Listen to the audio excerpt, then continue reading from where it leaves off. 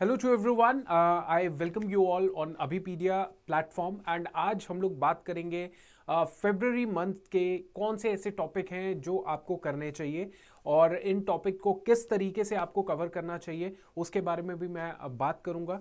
So let's begin with this session. Last video जो हमने जनवरी month के कुछ टॉपिक्स की बात की थी वो आई होप आपने वो वीडियो अच्छे से देख ली है। I have got a good response also. So make sure कीजिए कि ये जो वीडियो है इसको भी आप फॉलो कीजिए एंड इसमें अगर कोई ऐसा टॉपिक जो आपने मिस कर दिया है सो डेफिनेटली उसको आप सप्लीमेंट कर सकते हो, उसको ऐड ऑन कर सकते हो अपने पेपर 2 की प्रिपरेशन के लिए, राइट। सो आज की इस वीडियो के अंदर हम लोग फेब्रुअरी मंथ के इंपॉर्टेंट टॉपिक्स देखेंगे। टॉपिक ज्यादा नहीं होते हैं, टॉपिक होते 5-6 ही हैं, बस उसको कितने डिटेल के अंदर कितने लेवल तक आप उसको प्रिपेयर करते हो, that is a big question, right. तो मैं वो होराइजन भी आपको बता दूंगा जिस होराइजन तक आपको वो टॉपिक प्रिपेयर करना है, राइट। सो फेब्रुअरी मंथ का है, let's begin with the session. This is the Abhipedia, ये जो प्लेटफॉर्म है अभिपीडिया प्लेटफॉर्म में ये सारे के सारे सीएपीएफ असिस्टेंट कमांडेंट 2020 के फाइनल रिजल्ट्स के टॉपर्स हैं जो अभिपीडिया के साथ एसोसिएटेड थे और इनके बहुत ज़बरदस्त वीडियोस भी हैं जो हमने टॉपर इंटरेक्शन की है। इस यूट्यूब चैनल के डिस्क्रिप्शन में जाएंगे या यूट्यूब चैनल के प्लेलिस्ट में जाएंगे तो you will find CAPF topper interaction, topper talk. तो वहाँ पे आप इनको देख सकते हैं, इनके एक्सपीरियंसेस से बहुत कुछ सीख सकते हैं। एंड ऑब्वियसली जब आप फील करते हैं कि थोड़ा मोटिवेशन चाहिए या डीमोटिवेशन हो रहा है तो इस सिचुएशन में you can opt these things also जो बहुत रियलिस्टिक हैं। आपको समझ आता है कि ये लोग भी हमारी तरह ही कुछ लेवल में सफ़र कर रहे थे बट इन्होंने गिव अप नहीं किया एंड दे डिसाइडेड कि I have to keep on working and ultimately यहाँ पे अब ये है, राइट, असिस्टेंट कमांडेंट है, राइट। चलो, और पेपर 2 के बारे में बात करूं, पेपर 1 आई नो हम लोग आपके लिए कुछ और बहुत बढ़िया कंटेंट लेकर आ ही रहे हैं इस चैनल के अंदर और पेपर 2 के लिए भी टाइम टू टाइम कंटेंट आता ही रहता है। लेकिन फिर भी अगर आपको स्ट्रक्चर्ड कंटेंट चाहिए पेपर 2 के लिए लाइव क्लासेस होती हैं, रिवीजन लाइव क्लासेस होती हैं, मतलब आपको ऐसे छोड़ा नहीं जाता कि कोर्स दे दिया बात खत्म हो गई, टेस्ट सीरीज देगा तो ठीक है नहीं तो अपने ऊपर है। नहीं, यहाँ पे हफ्ते में 2 बार आपका रिवीजन लाइव टेस्ट होता है। मतलब एक एक बच्चे से पूछा जाता है कि इसका मतलब क्या है, इसका चीज़ों के बारे में बताइए, a lot of things that are there. मैंने 1-2 सेशन ओपन लाइव सेशन भी रखे थे जहाँ पे आप लोग जो है आप स्टूडेंट उन्होंने पार्टिसिपेट किया था उस ओपन लाइव सेशन के अंदर भी। तो ऑब्वियसली जिन्होंने नहीं पार्टिसिपेट किया आगे फ्यूचर में मैं ज़रूर वैसे ओपन लाइव सेशन रखूंगा, revision session, and definitely you would love to test yourself कि आपकी नॉलेज कितने लेवल की है वहाँ पे, ठीक है। तो लाइव सेशंस होते हैं, रिवीजन टेस्ट होते हैं, साथ ही साथ टेस्ट सीरीज भी इसी के अंदर इंक्लूडेड है। सो यू मेक श्योर कि आप इस चीज़ को ले करें, इस्तेमाल कर सकते हैं और अपनी प्रिपरेशन को और स्ट्रेंथन कर सकते हैं। पेपर 2 की पेपर 2 की जो प्रिपरेशन है उसको और मजबूत कर सकते हैं with this particular course. Now let's begin with the topic number 1। International relation का ये टॉपिक है, India world we talk about it. तो इसमें क्या है कि इंडिया की एक पॉलिसी है that is neighbourhood first policy और इस पॉलिसी को इंडिया ने हमेशा अपना फर्स्ट प्रायोरिटी माना है। तो ऑब्वियस सी चीज़ है कि इंडिया ने कोविड के टाइम पे जब पूरी दुनिया स्ट्रगल कर रही थी और India as a life saver की तरह उसने काम किया था। जब उसने वैक्सीन्स बनाना शुरू किया, वैक्सीन्स की मैन्युफैक्चरिंग, फिर और पीपीई किट्स और बहुत सारा फार्मास्यूटिकल जो प्रोडक्ट्स थे जो इंडिया ने बनाना शुरू किया क्योंकि इंडिया के पास कैपेसिटी है, उतनी कैपेसिटी है फार्मास्यूटिकल।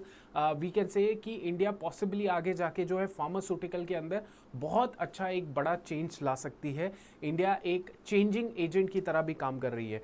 तो उस सिचुएशन में जब पूरा वर्ल्ड सफ़र कर रहा था, एडवांस कंट्रीज़ जैसे यूएस, यूके और ये बड़ी बड़ी डेवलप्ड कंट्रीज़ जो थी इंडिया की तरफ नज़र रखे हुई थी कि इंडिया जो है हमें कहीं ना कहीं सपोर्ट करेगा और इंडिया ने किया भी। लेकिन इंडिया ने इस सपोर्ट के चक्कर में अपने नेबर्स को पीछे नहीं छोड़ा, राइट। ये जो डेवलप्ड कंट्रीज़ थी इन्होंने ऑलरेडी बुक कर रखा था, इन्होंने पैसा दे रखा था इंडिया को कि ये वैक्सीन्स बना के हमें देंगी। देगी, लेकिन इंडिया ने फ्री में भी वैक्सीन्स प्रोवाइड की हैं अपने नेबर्स को, चाहे वो श्रीलंका हो, मालदीव हो, चाहे अपना बांग्लादेश हो, नेपाल हो। फ्री में इन्होंने फार्मास्यूटिकल जो कोविड के टाइम पे ज़रूरत थी वो सारी फार्मास्यूटिकल नीड्स को पूरा किया है नेबर्स के लिए, राइट। या फिर बहुत ही नॉमिनल फीस जो है उनसे चार्ज की है, राइट। सो यहाँ पे कहीं ना कहीं हमारा जो नेबरहुड फर्स्ट पॉलिसी है अगेन लाइमलाइट में आ गया है, अगेन लाइमलाइट में आ चुका है नेबरहुड फर्स्ट पॉलिसी, राइट। ठीक है। सो रिसेंटली क्या है कि Maldives hold strategic importance for India under the neighbourhood first policy. Absolutely correct. Strategic इसका इंपॉर्टेंस बहुत ज़्यादा है, क्योंकि मालदीव ऐसे तो छोटी सी कंट्री है, कुछ ग्रुप ऑफ आइलैंड्स हैं जो मिल के मालदीव बना देते हैं, लेकिन strategically it is very very important, ठीक है। और इसका इंपॉर्टेंस इसीलिए है क्योंकि एक तरफ तो आपका ये मालदीव आ गया, एक तरफ तो आपको यहाँ पे स्ट्रेट ऑफ मलक्का दिख जाएगा, है ना, वो इंडिया के लिए बड़ा इंपॉर्टेंट है स्ट्रेट ऑफ मलक्का, और एक तरफ आपको दिख जाएगा गल्फ ऑफ पर्शिया, ठीक है, पर्शियन गल्फ मिल जाएगा, फिर उसके बाद गल्फ ऑफ एडन मिल जाएगा। तो वो ये दोनों जो हैं वो इंडिया के लिए बड़ा ही इंपॉर्टेंट है। इनफैक्ट जो इंडियन ओशन डिप्लोमेसी है उसमें मालदीव एक बहुत ही इंपॉर्टेंट रोल प्ले कर रहा है, ठीक है। सो उस सिचुएशन में strategically it is very very important for India. Number 1 point. Number 2 point is, अब इसके बारे में अगर हमने पढ़ना है तो उसके हॉराइजन्स कितने होने चाहिए, हमें पता क्या क्या पता होना चाहिए इंडिया मालदीव रिलेशनशिप के बीच में, राइट। तो पता ये होना चाहिए, देखिए आपको इंडिया मालदीव का बैकग्राउंड पता होना चाहिए कि इनकी शुरुआत कब से, इनका एक रिलेशन, पॉलिटिकल जो टाइप्स हैं वो और स्ट्रॉन्ग हुए, कब बिगड़े कब स्ट्रॉन्ग हुए, राइट। तो ये जो मोदी गवर्नमेंट है तब से इनके जो टाइप्स हैं और ज़्यादा स्ट्रेंथन हो चुके हैं, ये हम लोग बोल सकते हैं। सिग्निफिकेंस क्या क्या रहा है, सिग्निफिकेंस क्या है इंडिया मालदीव रिलेशनशिप का, कैसे मालदीव जो है इंडिया के लिए हेल्पफुल है, और एरिया ऑफ एंगेजमेंट कहाँ कहाँ पे है। डिफेंस पे है, बिल्कुल डिफेंस पे है। आपको याद है ऑपरेशन कैक्टस, तो जिस बच्चे को भी याद होगा ऑपरेशन कैक्टस, उसमें वो बता देना कि उसके बारे में क्या क्या चीज़ें थी, कि इंडिया के जो पैरा एसएफ थे, मतलब पैरा स्पेशल फोर्सेस के जवान थे, कमांडोज ऑफिसर्स थे, वो वहाँ पे गए थे और उन्होंने मालदीव की गवर्नमेंट को बचाया था। मिलिट्री कूप हो चुका था, लेकिन वहाँ पे फिर जब हमारी मिलिट्री वहाँ पे आई तो जो मिलिट्री रूल था उसको साइड ट्रैक करके जो पॉलिटिकल लीडर्स है जिसे लोगों ने चूज़ किया है, उनको दोबारा से उनके पोजीशन पे बैठाया गया ऑपरेशन कैक्टस के दौरान। इंडिया ने बहुत सारी चीज़ें जो हैं मालदीव को दी हैं। मालदीव के पास चारों तरफ से पानी है, लेकिन वो खारा पानी है, दैट इज़ ओशनिक वाटर, जो कि बहुत सॉल्टी है, तो उनके पास पीने वाला पानी की बहुत ज़्यादा किल्लत आ जाती है। इंडिया ने वो वाटर बॉटल्स भी सप्लाई किए हैं, मेडिसिन सप्लाई किए हैं, वैक्सीन सप्लाई किए, इस तरीके से। सो हमारा डिफेंस का तो एंगेजमेंट है ही, हम लोग एक तरीके से मालदीव के इंफ्रास्ट्रक्चर में भी बिल्डअप करते हैं, इंफ्रास्ट्रक्चर में भी बहुत ज़्यादा योगदान दे रहे हैं। इसके अलावा जो है हमारी जो आर्मी है, मालदीव की आर्मी है, वो टाइम टू टाइम जो है वो करते रहते हैं, क्या करते हैं, मतलब एंगेजमेंट करते रहते हैं, एक्सरसाइज करते रहते हैं, तो that is also one area of engagement. Tourism जो है वो मालदीव का सबसे इम्पॉर्टेंट पार्ट है। हमारे इंडियंस जो हैं वो बहुत सारे इंडियंस मालदीव जाते हैं, वहाँ पे वहाँ की सर्विसेज इस्तेमाल करते हैं, वहाँ की इकोनॉमी में योगदान देते हैं हमारे इंडियंस जो हैं एज अ टूरिस्ट बन के, राइट। इसके अलावा क्या है, इसके अलावा challenges, what are the challenges, तो कौन कौन से चैलेंजेस हैं, वो भी एक इम्पॉर्टेंट चीज़ है। आगे आपको पता है कि जितने भी नेबर्स हैं, नेबर्स की जब भी आपके पास एक सवाल आएगा कि हमारा और हमारे नेबर्स के बीच में क्या सबसे बड़ा चैलेंज है, और एंगेजमेंट के बीच में, एंगेजमेंट तो हम मिल तो सकते हैं, लेकिन उसके बीच में एक रुकावट बहुत बड़ी है, that is China's aggressive expansionist policy. China की एग्रेसिव एक्सपेंशनिस्ट पॉलिसी जो है वो कहीं ना कहीं इन कंट्रीज़ को हमारे साथ पूरा बॉन्ड बनाने देती नहीं है, राइट। तो ये एक बहुत बड़ा चैलेंज है। उसके बाद और भी बहुत सारे एरियाज़ हैं जहाँ पे हम लोग लिख सकते हैं, ये मेजर एरियाज़ है। You can start with the background, ठीक है, तो इंट्रो में बैकग्राउंड आप लिख सकते हैं, सिग्निफिकेंस उसके बाद लिख सकते हैं, area of engagement and challenges, and छोटा सा कंक्लूजन लिख दीजिए, आपका काम बन जाएगा। ये हो गया मालदीव के साथ रिलेशनशिप कैसा है। नेक्स्ट हमारा है यूएई के साथ क्या है। तो रिसेंटली हुआ यूं है कि सीईपीए का मतलब क्या है, comprehensive economic partnership agreement, that was recently signed between India and UAE, United Arab Emirates, right. So we talk about हम इसमें किस तरीके से प्रोसीड करेंगे, we are going to talk about the background क्या है, इंडिया यूएई के बीच में कैसा रहा है पास्ट में, उसके बाद एरिया ऑफ एंगेजमेंट, उसके बाद significances and challenges. So you will see कि जितने भी हमारे रिलेशनशिप्स होते हैं ना, जैसे फॉर एग्जांपल किसी भी कंट्री के साथ अगर हम होलिस्टिक कॉम्प्रिहेंसिव बात करें, सो उसमें हम लोग यही मेजर एरियाज हैं जहाँ पे हम लोग इन्हीं मेजर पॉइंट्स के ऊपर हम लोग एक पूरा ऐसे लिख सकते हैं, राइट। बट हमारे एग्जाम्स में क्या होता है, हमारे एग्जाम्स में कहीं ना कहीं एक स्पेसिफिक एरिया को पकड़ के ऐसे पूछा जा सकता है। जैसे इंडिया एंड चाइना के ऊपर इकोनॉमिक टाइज की बात की गई है ना, इकोनॉमिक टाइज को लेके पूरा इससे पूछा गया था। तो यहाँ पर भी जब आप पढ़ेंगे ना, तो यहाँ पे आप जस्ट सिग्निफिकेंसेस देखेंगे, चैलेंजेस देखेंगे, एंगेजमेंट देखेंगे, तो उसमें मल्टीपल चीज़ें आ जाएंगी। इकोनॉमिक्स टाई अप्स हो गए, पॉलिटिकल टाई अप्स हो गए, उसके बाद हम लोग बात करते हैं डिफेंस टाई अप्स की बात करते हैं, उसकी वो टाई अप्स हो गए, फिर उसके बाद पीपल टू पीपल कॉन्टैक्ट हो गया। तो ये मल्टीपल लेवल पे जो है वो एंगेजमेंट या टाई अप्स देखने को मिलते हैं। उसी का ही एक पार्ट होगा इकोनॉमिक टाई अप। शायद आपसे वो सवाल पूछा जाए, लेकिन you need to have a very comprehensive knowledge कि हाँ, अगर मैं पढ़ रहा हूँ तो इसको पूरा तरीके से पढ़ लूँ, ताकि वहाँ पे अगर कल को मेरे को कोई चीज़ और एक्सप्लेन करनी हो तो I will be able to do it, right. तो ये है इंडिया यूएई रिलेशन। नाउ एक और फरवरी का बहुत इंपॉर्टेंट टॉपिक है, न्यूज़ में बहुत ज़्यादा रहा, पिछले 2-3 साल से न्यूज़ में रह रहा है, that is ANC। What is ANC? ANC is Andaman and Nicobar Command, right?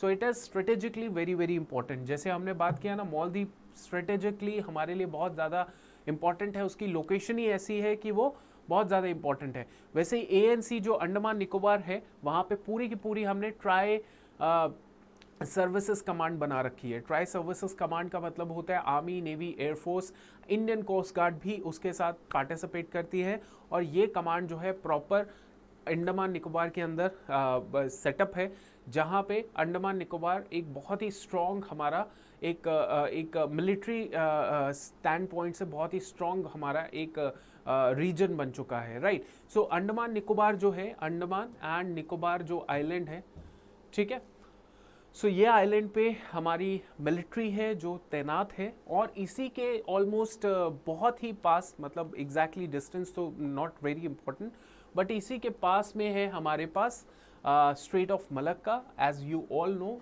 This is really really important for India, because it's a very important strategic choke point, maritime strategic choke point जो है वो straight of Malacca है।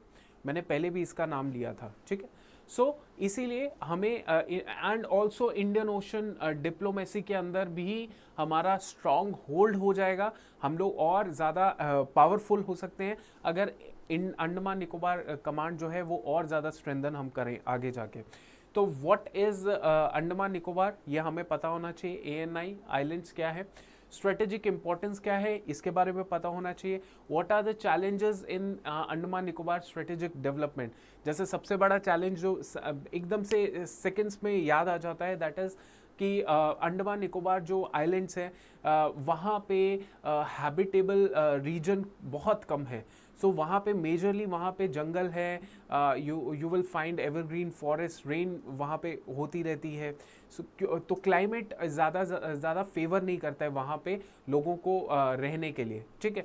सो वहाँ पे अनहैबिटेबल situations होती हैं, सो which is very difficult. तो फिर इसीलिए जो है वहाँ पे इतना ज़्यादा इंफ्रास्ट्रक्चर बिल्डअप करना बहुत मुश्किल हो जाता है, राइट। और वहाँ पे अगर लोग नहीं होंगे तो वहाँ पे होगा क्या, फिर वहाँ पे यही होगा कि वहाँ पे या तो ह्यूमन ट्रैफिकिंग होगी, ड्रग ट्रैफिकिंग होगी, वहाँ पे एक ऐसा साधन हो जाएगा, वहाँ पे ऐसा एरिया बन जाएगा जहाँ पे कुछ भी ऐसी प्लानिंग प्लॉटिंग की जा सकती है जिससे इंडिया जो है उसके अगेंस्ट, इंडिया के अगेंस्ट प्लानिंग प्लॉटिंग हो सकती है। ये आप समझ के उसके बाद कौन कौन से इनिशिएटिव हमने ले रखे हैं और क्या आगे जाके फ्यूचरिस्टिक रोड मैप हो सकता है, ठीक है। सो अंडमान निकोबार हमारा खत्म हो गया। उसके बाद जो नेक्स्ट है that is cyber crime in India, ठीक ठीक है। Cyber crime in India is again a very important topic, आपको पता होना चाहिए। देखो मेरा हमेशा मानना ये है कि टॉपिक लगभग ऐसे ही आपको प्रिपेयर करने पड़ेंगे, right. It is not very pin pointed कि ये लाइन होती है टॉपिक्स को प्रिपेयर करने की, कि ये पॉइंट्स में टॉपिक प्रिपेयर कर लूँगा मेरा काम बन जाएगा। सी, ये टॉपिक्स जो है अगर 4 साल पहले आप देखते तो भी it was in the news, and जितने भी मैंने अभी आपको टॉपिक बताए, और अगर आप 4 साल बाद भी देखेंगे ये ही टॉपिक न्यूज़ के अंदर होंगे, राइट। ये फंडामेंटल टॉपिक्स है। आपका इसमें बस चेंज क्या होगा, इसमें चेंज होगा थोड़ा बहुत लेटेस्ट ट्रेंड का, करंट का, फैक्ट्स का, कुछ लेटेस्ट चीज़ें जो चेंजेस देखी जाती हैं।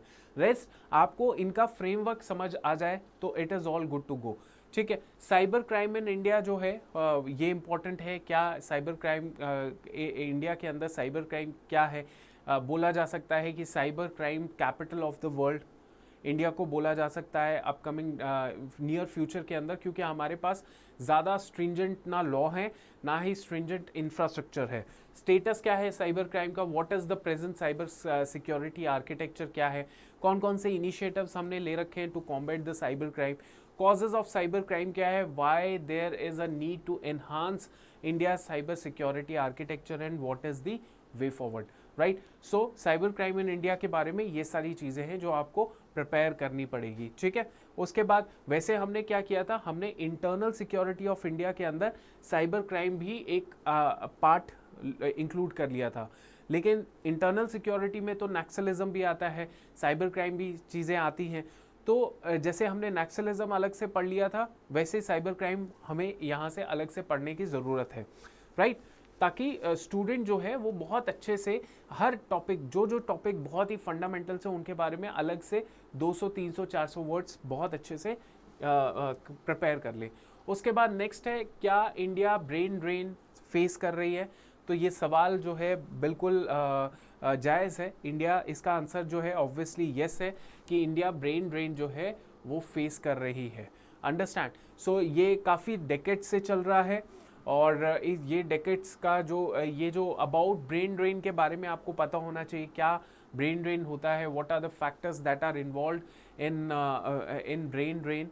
उसके बाद क्या है, क्या इसके इफ़ेक्ट्स होते हैं। देखिए इफ़ेक्ट्स तो सामने ही दिखते हैं, सुंदर पिचाई, अगर वो नहीं जाते, पूरी उन्होंने फंडामेंटल एजुकेशन यहीं से किया, आईआईटी से पढ़ाई किया, went for masters to US, वहाँ पे फिर धीरे धीरे करके आज गूगल के अल्फ़ाबेट के सीईओ है, ठीक है। वैसे ही आप if you talk about the CEO of Twitter, if you talk about other people, जो बहुत सारे ऐसे होते हैं जो अपनी ग्रेजुएशन अच्छे खासे कॉलेज से करते हैं, इंडिया के कॉलेजेस से करते हैं, और फिर वो बाहर चले जाते हैं, और उसके बाद क्या होता है, उसके बाद they become the CEO, right. तो इसका इफेक्ट तो सामने ही दिख रहा है, इसका जो रिजल्ट है वो सामने ही दिख रहा है, that is against India also, favour में नहीं है ये सब चीज़ें। Initiative taken to prevent the brain drain and what could be the conclusion. तो आप इतने होराइजन के अंदर इस ब्रेन ड्रेन के टॉपिक को अच्छे से पढ़ लीजिएगा, ठीक है। क्लियर हो गया, डन। चलो नेक्स्ट हम लोग, दैट्स इट। तो आज की क्लास में हमने इतने इंपॉर्टेंट पॉइंट्स पढ़ लिए हैं। ये सारे टॉपिक्स जो है हमने अपनी क्लासेस के अंदर ऑब्वियसली कवर कराए हैं, बट क्लासेस के अंदर हम इस तरीके से मेक श्योर करते हैं कि ये जो जितने भी टॉपिक्स हैं या इसके जो सब टॉपिक्स हैं वो इस तरीके से कवर कराए जाए कि आपके पास कोई ना कोई डेटा, आपके पास कोई ना कोई कमेटी की रिपोर्ट, कोई ना कोई इंटरनेशनल ऑर्गेनाइजेशन का इम्पॉर्टेंट फैक्चुअल डेटा आपके पास हो, ताकि आप कल को आर्ग्यूमेंट भी ऐसा लिखोगे तो आर्ग्यूमेंट में भी आपके पास अपना पॉइंट प्रूफ करने के लिए, जस्टिफिकेशन के लिए के तौर पे आपके पास डेटा होगा किसी ऑर्गेनाइजेशन का, किसी रिपोर्ट का, किसी बोर्ड का, है ना। तो ये सारी चीज़ें हैं, तो इसको हम लोग होलिस्टिकली कवर करते हैं। And I hope you like this video, and make sure you subscribe to this channel and hit the bell icon also. अगर आपको और वीडियोज़ इस तरीके की चाहिए तो मेक श्योर आप कमेंट बता दीजिए, कमेंट करेंगे तो पता लग जाएगा क्या आपकी रिक्वायरमेंट है। And thank you and keep working hard. Thank you.